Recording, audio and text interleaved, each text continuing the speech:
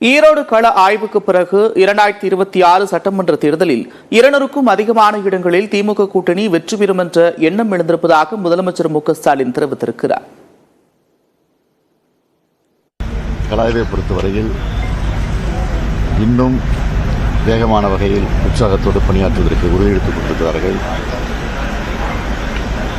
வரக்கூடிய 2026 நாடாளுமன்ற சட்டமன்ற தேர்தலில் 200 என்ற இலக்கை நாங்கள் வைத்திருக்கிறோம்.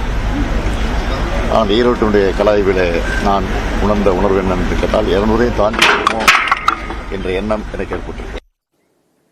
அம்பேத்கர் குறித்து அமித்ஷா பேசியது தொடர்பாக இந்தியா கூட்டணி கட்சி தலைவர்களுடன் ஆலோசித்து அடுத்த கட்ட நடவடிக்கை மேற்கொள்ளப்படும் என்று கூறிய முதலமைச்சர் மு.க.ஸ்டாலின் நடிகர்கள் அரசியலுக்கு வருவது குறித்தும் பதிலளித்திருக்கிறார். ராகுல் காந்தி மேல இந்த நாடாளுமன்றத்தில் கூச்சல் குழப்பம் அதை சட்டப்படியாக சந்திப்பார். அம்பேத்கர் விவகாரத்தை அடுத்து இந்த மாதிரி அணுகு போறோம். தொடர் போராட்டங்கள் போயிட்டு இருக்கு. அடுத்து எந்த மாதிரியான எதிர்ப்பு தெரிவிக்கப்படும்? கூட்டணியுடைய கட்சி தலைவர் கலந்து ஆலோசித்து அது குறித்து முடிவெடுத்து அறிவித்தார். சார், நடிகர்கள் அரசியலுக்கு வருவது எப்படி சார் பாக்குறீங்க? நல்லா பாக்குறேன். மத்திய அரசுக்கு எதிராக கீச்சுக்குரலிலாவது எடப்பாடி பழனிசாமி பேசுவாரா என்று கேள்வி எழுப்பியுள்ள முதலமைச்சர் மு.க.ஸ்டாலின் திமுக ஆட்சியில் குற்றம் சொல்ல எதுவும் இல்லாததால் எதிர்க்கட்சித் தலைவர் பொய் சொல்லி வருவதாக விமர்சித்திருக்கிறார்.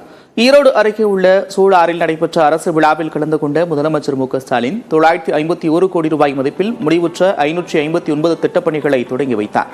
மேலும் 133 கோடியே 66 லட்சம் ரூபாய் மதிப்பில் 22 புதிய வளர்ச்சி திட்டங்களுக்கு முதலமைச்சர் மு.க.ஸ்டாலின் அடிக்கல் நாட்டினார். இதனைத் தொடர்ந்து 284 கோடி ரூபாய் மதிப்பில் 50,088 பயனாளிகளுக்கு அரசு நலத்திட்ட உதவிகளை முதலமைச்சர் மு.க.ஸ்டாலின் வழங்கினார்.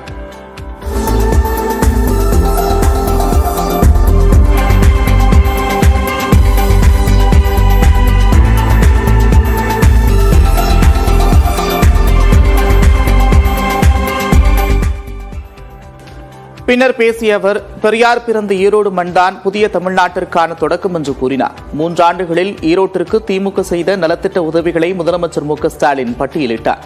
திமுக ஆட்சியில் குற்றம் சொல்ல எதுவும் இல்லாததால் எதிர்க்கட்சித் தலைவர் பொய் புகாரை முன்வைப்பதாக முதலமைச்சர் தெரிவித்தார். இட்டுக்கட்டண கற்பனை குற்றச்சாட்டை எதிர்க்கட்சித் தலைவர் திரு பழனிசாமி அவர்கள் இன்றைக்கு சொல்லிக் கொண்டிருக்கிறார். சொல்லுகிறார், முன்னெச்சரிக்கை செய்யாம சாத்தனூர் அணையை திறந்து விட்டாங்கன்னு ஒரு பொய்ய பரப்பினார். ஆனா உண்மை என்ன?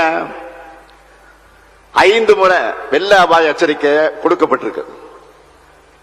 கரைகளில் இருக்கக்கூடிய அந்த பெயர்களில் தான் குறிப்பிட்டு அபாய எச்சரிக்கை அனுப்பப்பட்டுச்சு. முன்கூட்டியே எச்சரிக்கை செஞ்ச காரணத்தினால்தான் பெரிய அளவில் உயிரிழப்புகளை நாங்கள் தவிர்த்திருக்கிறோம். இதான் உண்மை. ஆனா ஒன்ன மறந்துடக்கூடாது, அதிமுக ஆட்சி இருந்தப்ப நிலைமை என்ன? செம்பரம்பாக்க ஏரிய முன்னறிவிப்பு இல்லாம திறந்து விட்ட காரணத்தினால 200க்கும் மேற்பட்ட அப்பாவி பொதுமக்கள் இறந்து போனாங்க. டங்ஸ்டன் விவகாரத்தில் சட்டமன்றத்தில் கூறியதையே திரும்ப திரும்ப பேசி எடப்பாடி பழனிசாமி மத்திய அரசுக்கு எதிராக கீச்சுக்குரலிலாவது பேசுவாரா என்று முதலமைச்சர் மு.க.ஸ்டாலின் கேள்வி எழுப்பினார். சொன்னதையே திரும்ப திரும்ப இந்த வாழைப்பழங்கள் தெரியல உங்களுக்கு? செந்தில் கவுண்டமணி காமெடி தெரியல உங்களுக்கு? வாழைப்பழ கதை அது மாதிரி சட்டமன்றத்தை திரும்ப திரும்ப சொன்னார்.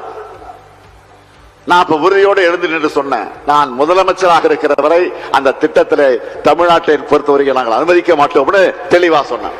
அவர் சத்தம் போட்டு பேசுனத டிவியில ஒழுங்கா போட்டிருந்தா இந்த ஆட்சியை கலந்து போயிருக்கான். என்ன ஒரு காமெடி இது! நான் அவருக்கு அன்போடு பொறுமையோடு சொல்லுகிறேன், பழனிசாமி அவர்களே, காலி குளம் உருண்டா சத்தம் அதிகமா தான் வரும்.